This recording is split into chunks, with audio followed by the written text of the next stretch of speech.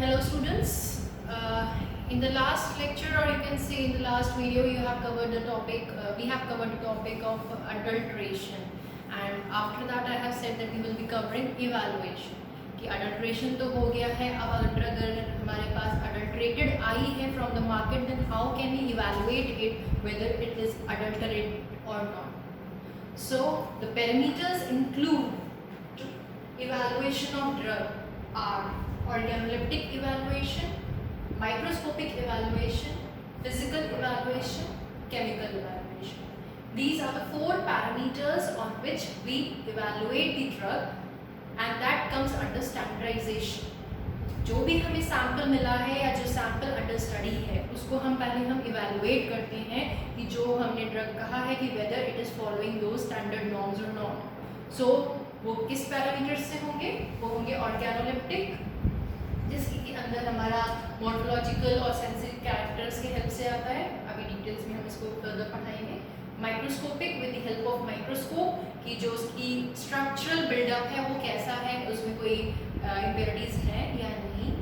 Physical evaluation, जो उसके physical parameters हैं, जैसे कि उसकी loss on drawing, moisture content या ऐश वैल्यू, या उसके मॉइस्चर कंटेंट या स्वेलिंग इंडेक्स, फोमिंग इंडेक्स, ये सारी चीज़ें आती हैं आपकी फिजिकल इवैल्यूएशन में.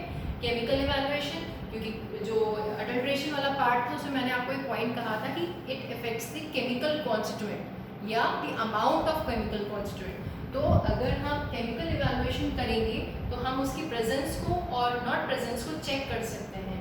कि अगर हमने कहा कि ये ड्रग मान लीजिए लिकोराइज है, that means it is having a saponins, तो सैपोनेंस के जो भी हमारे टेस्ट होंगे वो उसको फॉलो अप करने हैं. तो कितनी अमाउंट में सैपोनेन प्रोड्यूस है, कितनी अमाउंट में नहीं है, तो वही स्टैंडर्ड पैरामीटर से हम कंपेयर कर सकते हैं कि जो भी हमें सैंपल मिला है वो 100% है कि नहीं है, कि क्या कंडीशन है. तो यहाँ हम स्टार्ट करते हैं with the first parameters, that is organoleptic evaluation. Organoleptic, इसको अदर वर्ड्स में जो जनरल टर्मिनोलॉजी यूज करते हैं उसको हम कहते हैं morphological evaluation also. Morphology that means जो कि हम देख के उस ड्रग के बारे में पता लगा पाए. कोई भी इंफॉर्मेशन देख के सेंसरी ऑर्गन्स यूज करके अगर हम उसकी इंफॉर्मेशन निकाल सकते हैं, then it comes under organoleptic evaluation. Organs use करके हम इसका इवैल्यूएशन कर रहे हैं, अपने ऑर्गन्स, सेंसरी ऑर्गन्स. तो इसको फर्दर अगर हम देखा जाए तो ये 2 चीज़ों में डिवाइडेड है. दैट इज मॉर्फोलॉजिकल इवैल्यूएशन, जिसमें कि हम उसकी फॉर्मेशंस के बारे में बात करते हैं, और दूसरा है सेंसरी इवैल्यूएशन. सेंसरी में हम सेंसेस, अपने जो हमारे सेंसेस होते हैं, दैट इज आईज, नोज और स्ट्रक्चर, मतलब सरफेस जो हम छू के उसको पता लगे, तो वो हमारे सेंसरी में आते हैं. तो अगर हम बात करें मॉर्फोलॉजिकल इवैल्यूएशन में, मॉर्फोलॉजी मतलब उसकी बनावट, वो कैसे बना हुआ है.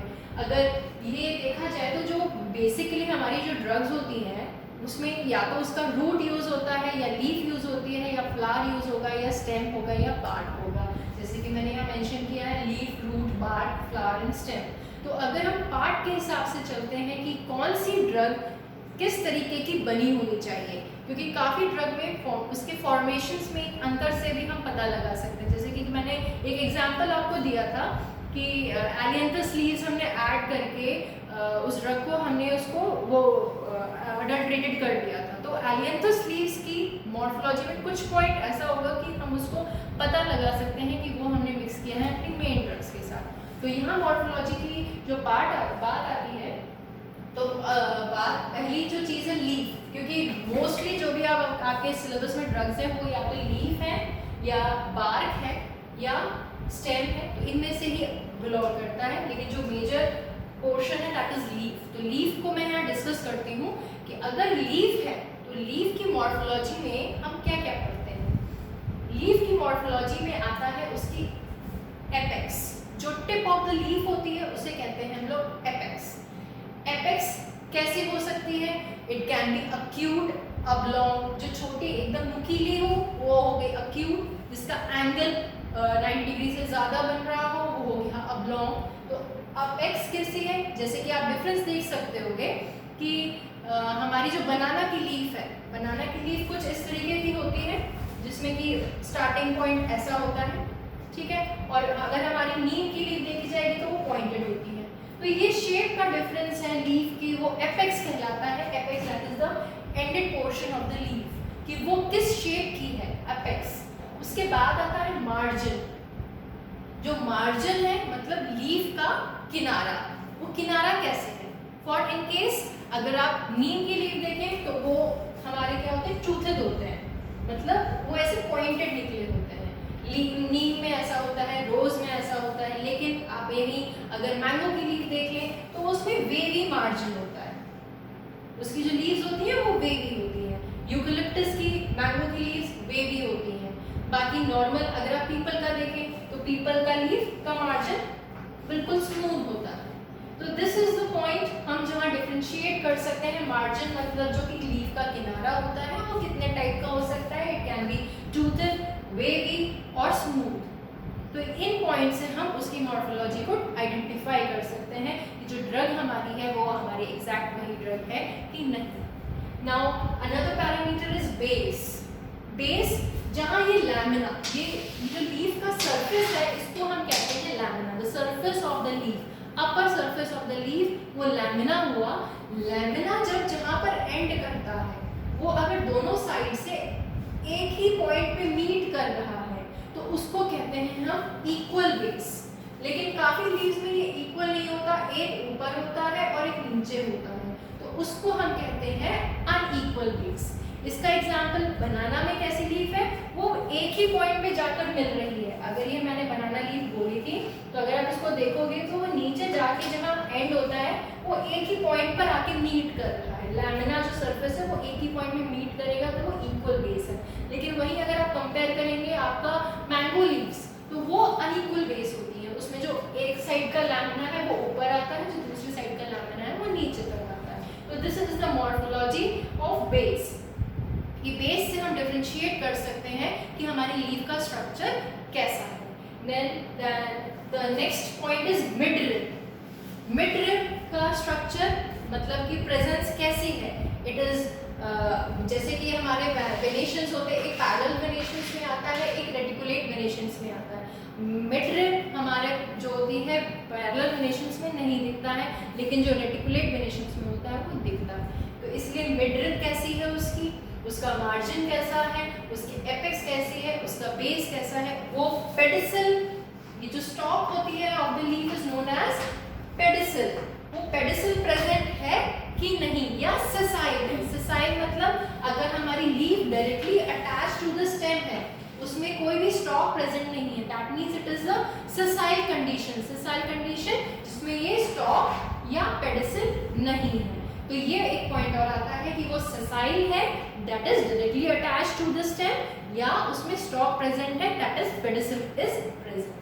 तो इसी तरीके से हम मॉर्फोलॉजी ऑफ लीफ करते हैं कि लीफ की शेप कैसी है, उसका मार्जिन कैसा है, एपेक्स कैसा है, और उसका बेस कैसा है, और उसका अटैचमेंट ऑन द स्टेम कैसा है। अगर बात की जाए बार्क की, बार्क जो है वो जब हम पेड़ की छाल, that is the outer most layer of the trunk of the tree, तो वो जो छाल होती है, जो आउटर मोस्ट कवरिंग होती है, जब हम उसको पील आउट करते हैं तो पील करने पे या तो वो दोनों साइड से कर्व हो जाता है या एक साइड से कर्व होता है।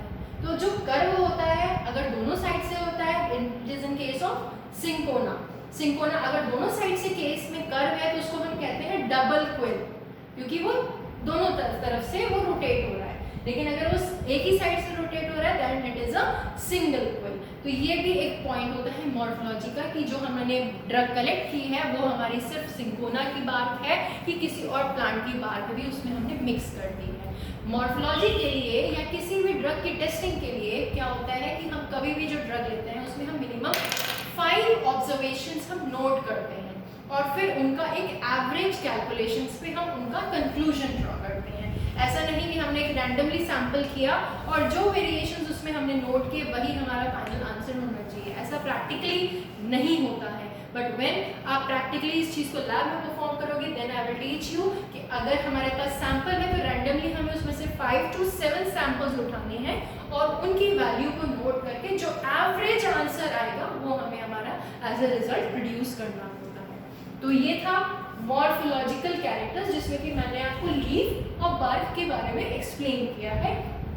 फ्लावर, रूट और स्टेम। ये आपने अपने 12th लेवल पे पढ़ा होता है कि फ्लावर के पार्ट्स क्या होते हैं और रूट और स्टेम के मोनोकॉट और डाइकॉट में डिफरेंशिएशन कैसे किया जाता है। तो यहाँ पर मैं अभी सिर्फ ये 2 कवर कर रही हूँ और जैसे जैसे प्रैक्टिकल्स में आता जाएगा मैं वहाँ पर आपके मॉर्फोलॉजी का पार्ट क्लियर करती रहूँगी। इसके बाद आगे आता है सेंसरी कैरेक्टर्स। सेंसरी जैसे कि मैंने आपको बताया जो हम अपने सेंसेस यूज करके पता लगाएं, जैसे कि उसकी colour with the eyes, odor with the help of nose, taste with the help of tongue, shape, size, texture, fracture, उसको हम छू के समझ के पता कर सकते हैं। तो अगर हम यहाँ सेंसरी कैरेक्टर्स की बात करते हैं तो कलर ऑफ द ड्रग, कि वो सूखे में अगर उस ड्रग को हम ड्राई फॉर्म में यूज कर रहे हैं तो उसका कलर कैसा है, if it is collected in the wet form and we are using it in fresh तो उसका कलर कैसा हो सकता है, it may be green, brownish, reddish colour, depends on the nature of the drug. Odour मतलब उसकी smell it can be sweet, aromatic, characteristic. Taste की बात की जाए तो sweet, bitter, salty, pungent, these are the types of taste which we generally observe for some of the drugs. And then coming to the shape, it can be oblong, ovate, cylindrical in case of stems and parts and roots. And these are the shapes of the lamina that we have discussed over here in the case of leaf. And then the size that can be calculated in mm or centimeter. Size calculation का भी 2 part procedure होता है कि हम 2 scale लेते हैं और उनको ऐसे प्लेस करके किसी भी ड्रग को उसकी लेंथ और विड्थ पता करते हैं। It can be in mm और it can be in centimetre. ये भी सेम प्रोसीजर है कि we have to calculate at least about 4 to 5 samples and उसका जो एवरेज आएगा that will be the average size of the drug that we are using. Now coming to the texture मतलब उसको छू के पता लगाना है कि वो रफ है कि स्मूथ है, कि वो उसको छूने पे कैसा हमें फील होता है। That comes under texture, smooth और रफ। फ्रैक्चर मतलब जब हम उसको तोड़ेंगे, उस ड्रग को तोड़ने पर वो हमें कैसा फील हो रहा है। इट इज फाइब्रस, जिसमें फाइबर्स प्रेजेंट हो कि जब हम उसको 2 पार्ट में तोड़ना चाहें तो वो टूटे नहीं। तो काफ़ी कंडीशंस में जो स्टेम्स हम यूज़ करते हैं या रूट्स हम यूज़ करते हैं उसकी कंडीशन में यहाँ फाइब्रस आता है।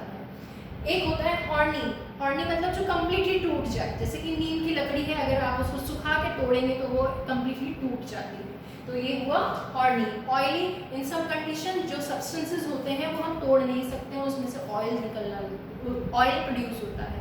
So these are the few conditions which we cover as sensory characters under morphological or organoleptic evaluation.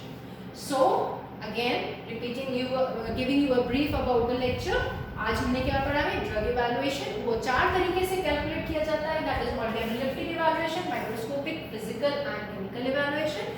Today we have covered the topic organoleptic evaluation, जिसका दूसरा नाम होता है मॉर्फोलॉजिकल इवैल्यूएशन, भी कॉमनली कहा गया है, लेकिन उसको अगर हम पढ़ेंगे तो वो 2 पार्ट्स में होता है। मॉर्फोलॉजिकल कि वो किस तरीके से दिख रहा है, एंड सेंसरी कैरेक्टर्स उसकी प्रॉपर्टीज कैसी हैं देखने पर, फिजिकल प्रॉपर्टीज उसकी कैसी हैं कि उसका कलर क्या है, ओडर क्या है, टेस्ट क्या है, शेप क्या है, साइज क्या है, texture and fraction. So this was all about for today's lecture, and for further evaluation I will be coming up with microscopic, physical and chemical evaluation. Thank you students.